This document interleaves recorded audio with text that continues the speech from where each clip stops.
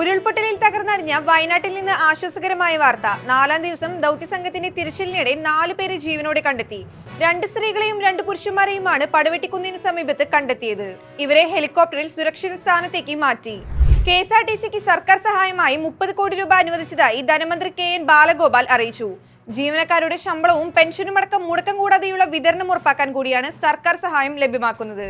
കേരള തീരം മുതൽ തെക്കൻ ഗുജറാത്ത് തീരം വരെ ന്യൂനമർദ്ദ പാത്തി നിലനിൽക്കുന്നതിനാൽ 2 ദിവസത്തേക്ക് കേരളത്തിൽ വ്യാപക മഴയ്ക്ക് സാധ്യതയെന്ന് കാലാവസ്ഥാ വകുപ്പ്.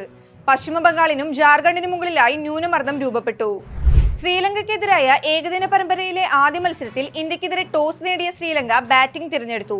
വിരാട് കോഹ്ലിയും ശ്രേയസ് അയ്യരും KL രാഹുലും ഏകദിന ടീമിൽ തിരിച്ചെത്തിയപ്പോൾ റിയാൻ പരാഗിനും ഋഷഭ് പന്തിനും ആദ്യ ഏകദിനത്തിൽ അവസരമില്ല.